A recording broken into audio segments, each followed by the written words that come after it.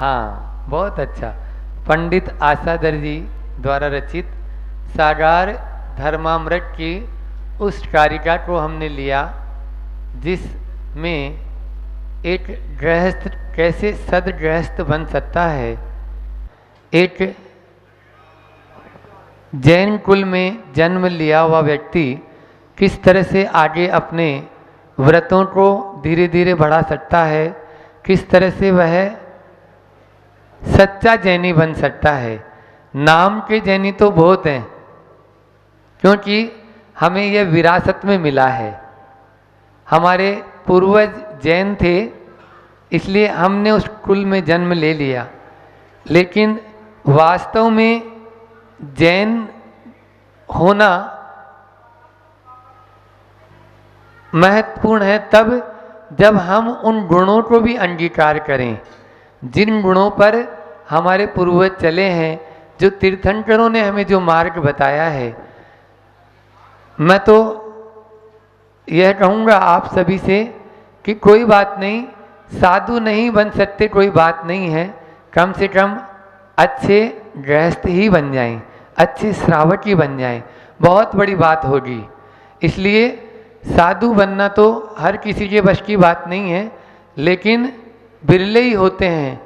लेकिन उसके बाद में भी गृहस्थ जो है, सदगृहस्थ बनना, क्योंकि गृहस्थ तो सब हैं, जिसके यहाँ घर है, जो घर में रहता है वो गृहस्थ है, लेकिन अभी ग्रस्त हैं। ग्रस्त मतलब हाँ, समस्याओं से ग्रस्त हैं, तो वो वाला ग्रस्त नहीं, गृहस्थ बनना है जिसके द्वारा हम अपने आप को ऊंचा उठा सकें। कल जो कारिका पढ़ी थी उसको फिर से एक बार दोहराता हूँ, जिससे उन 15 गुणों के माध्यम से आप में वह गुण आ जाएं कि हम भी उस मार्ग पर चल पड़ें जिस मार्ग पर हमारे अग्रज गए हैं।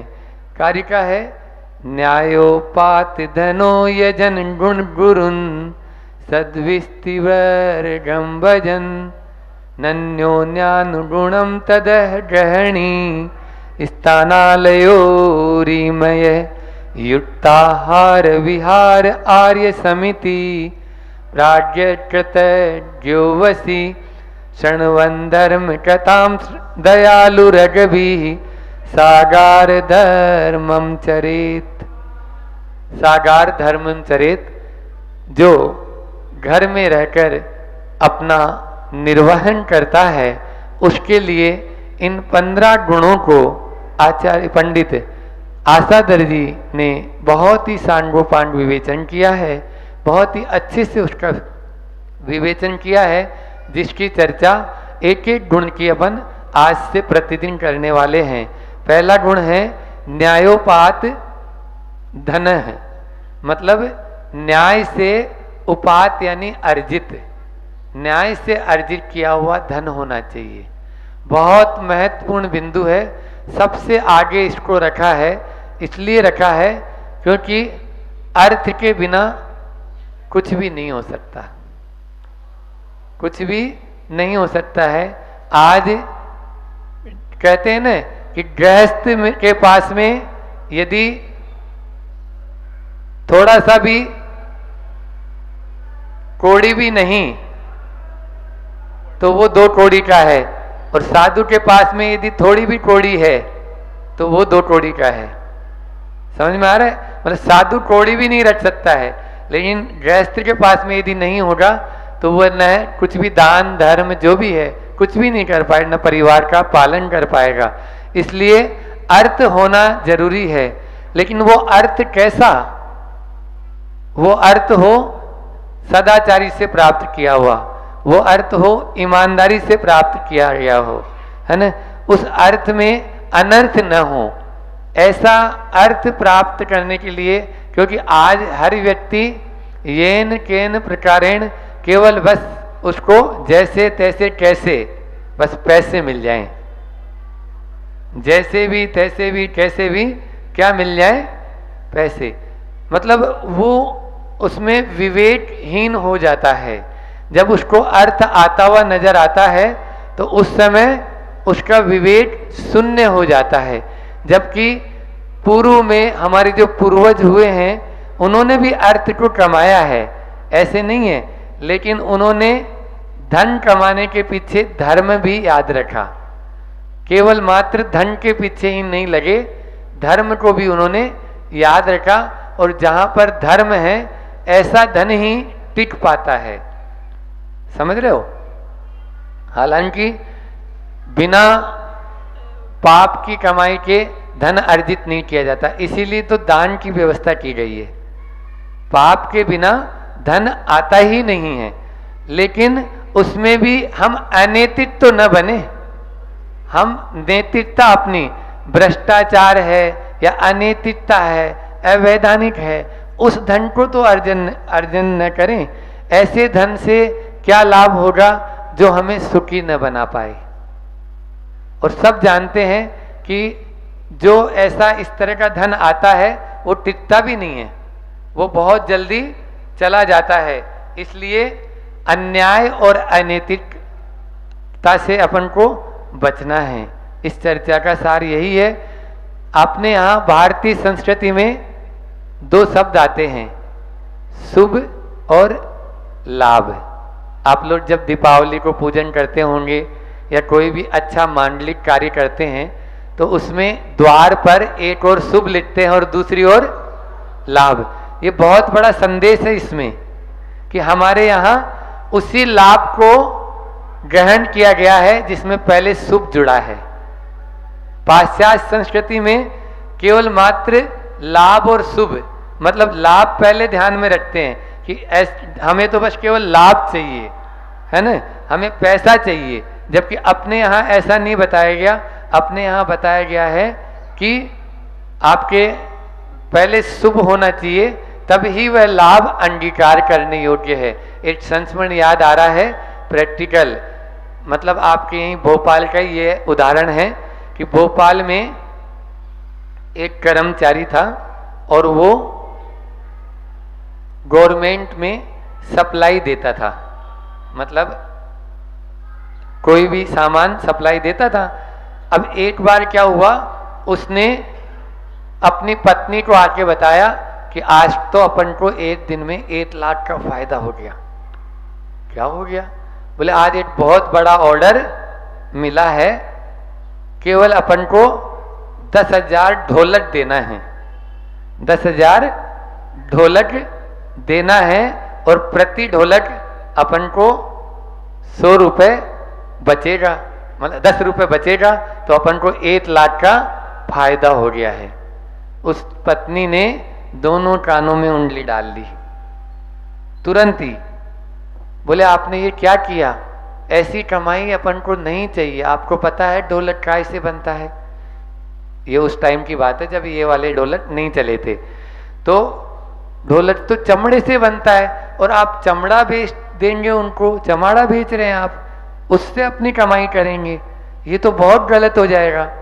तो उसने बोला नहीं नहीं, वो तो मैं नहीं दूंगा तो कोई दूसरा देगा। बोले नहीं, जब तक आप ये जो सौदा है, मतलब टेंडर था वो, तो ये टेंडर कैंसिल नहीं करेंगे, निविदा हिंदी में, तो जब तक मेरे अन्न पानी का त्याग। पत्नी भी बहुत धार्मिक थी, इसलिए उसने सोचा अरे ये क्या, इसको क्या भूत सवार हो गया, ले लेगी कल खा लेगी। दूसरे दिन उपवास हो गया, तीसरे दिन उसको कैंसिल करना ही पड़ा उसको वह सौदा जो निविदा थी, टेंडर। ये होती है दृढ़ता, ये होती है मतलब यानी असली कमाई, जिसको बोलेंगे शुद्ध कमाई। क्योंकि जैसा आप पैसा कमाएंगे वैसा ही पूरे परिवार पर प्रभाव पड़ेगा और वैसा ही साधु पर प्रभाव पड़ेगा। हम कल भी बोले थे इस बात को। आपको महाभारत का एक प्रसंग बताता हूँ। भीष्म पितामह जब सरसैया पर लेटे हुए थे, जब उनका अंतिम समय चल रहा था, तो पांचों पांडव और द्रौपदी आदि वहां पहुंचे, तो उनको बहुत ही मतलब संदेश उपदेश जिसको बोलते हैं वो दे रहे थे। तो द्रौपदी को थोड़ा सा गुस्सा आया कि उस समय कहाँ चला गया था आपका ये उपदेश, जिस समय भरी राजसभा में मेरा चीरहरण और ये सब हो रहे थे, अभी तो आप इतना अच्छा उपदेश दे रहे हैं। तब भीष्म पिता ने जो बात कही थी वो आप लोग ध्यान रखो कि उस समय मैं दुर्योधन की रोटी खाता था और मेरे अंदर में जो खून था वो कौरवों का खून था, इसलिए जो मेरे मुख से निकल रहा था या जो मेरे विचार आ रहे थे वो वैसे ही विचार बन रहे थे, चाहे वो द्रोणाचार्य हो, चाहे दुर्योधन हो, चाहे कोई भी हो। उस सभा में बैठे हुए थे वो भी उसी की भाषा बोल रहे थे, भीष्म पितामह भी। और आज वो सारा का सारा रक्त इन सारे तीरों से बहकर बाहर हो गया, तो वह शुद्धता मेरे अंदर आ गई। तब ये उपदेश मैं तुम लोगों को दे रहा हूं। ये होता है भीतर में बने हुए। हम लोग तो कई बार इसको प्रैक्टिकल देख चुके हैं, मानते हैं प्रायोगिक रूप में कि जैसा खाते हैं अन्न और वैसा होता है मन, और जैसा पीते हैं पानी और वैसी होती है वाणी। इसको गांठ बांध लो, ये बिल्कुल सही है। इसलिए आप धर्म और धंधा करो, लेकिन वो अंधाधुंध न हो। धंधा करेंगे तभी आप दान वगैरह और ये बड़े बड़े इतने आयोजन जो होते हैं वो कर पाते हैं। सबकी भावना बनती कि हम भी प्रथम कलश चातुर्मास में लें। मैं जानता हूँ यहाँ पर सब जो बैठे हैं सबकी भावना रहती है ये, लेकिन किस तरह हम अनैतिक या अन्याय से यदि पैसा कमाएंगे तो वो टिक नहीं पाएगा, किसी भी रूप में वो टिकेगा नहीं। एक और आपको बताएं कि संपत्ति शब्द है, तो संपत्ति खुद ही कह रही है, संपत्ति का अर्थ है सम्यक प्रतिपत्ति इति संपत्ति। तो संपत्ति को यदि बढ़ाना चाहते हो तो वो खुद बोल रही है कि सम्यक रूप से जिसको आप ग्रहण करेंगे उस वो आपको आगे तक चल पाएगी। और पहले के जमाने में ऐसा ही होता था।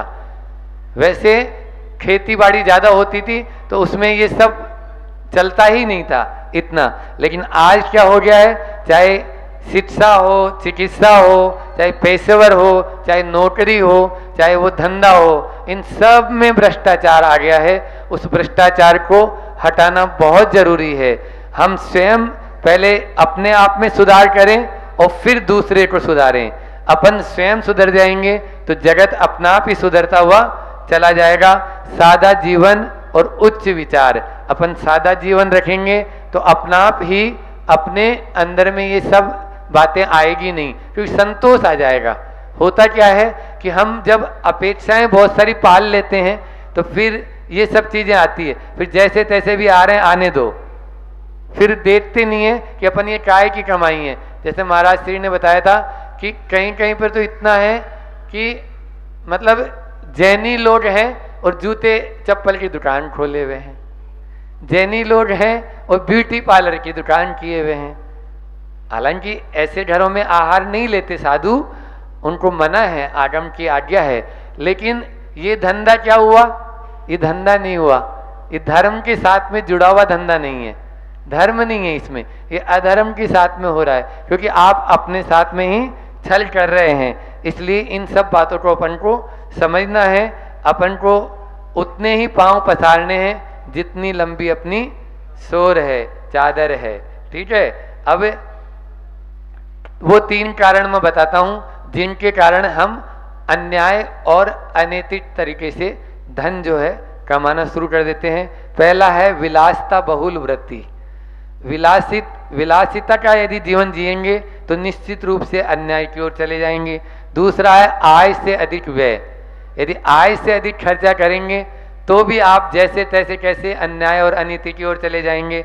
और कृत्रिम अपेक्षाओं का विस्तार, कृत्रिम अपेक्षाएं पाल लेते हैं, अपन ऐसा कर लेंगे, है तो वो बिल्कुल रंगू तेली और ख्वाब देख लेता करोड़पति बनने के, तो फिर वो किसी की भी जेब काटना आदि जो भी होते हैं उनमें चला जाता है। तो सब ये इन चीजों से अपन को बचना है। जय दौला जब पढ़ा रहे थे उसमें भी आया था कि आय अनुसार व्यय, आय के अनुसार ही व्यय होना चाहिए। यदि व्यय, क्योंकि किसी ने सत्य कहा है कि डूबे गारे 3 जना, पूंजी कम, व्यापार घना, कुबट कम, गुस्सा घना और आमद कम, खर्चा घना। यदि ये मारवाड़ी में बोल रहा हूं थोड़ा, आमद कम है और खर्चा ज्यादा है तो डूबेगा, कुवत कम है गुस्सा ज्यादा है तो डूबेगा, और पूंजी कम है व्यापार लंबा चौड़ा है तो डूबेगा। इसलिए डूबने से बचना है, अपने धंधे को और आगे बढ़ाएं और अच्छे से करें, लेकिन अन्याय और अनीति से नहीं, न्याय और नीति से चलेंगे तो आप बहुत आगे बढ़ जाएंगे, बहुत आगे बढ़ जाएंगे। इतना ही रखते हैं, समय पूरा आपका हो चुका है। अब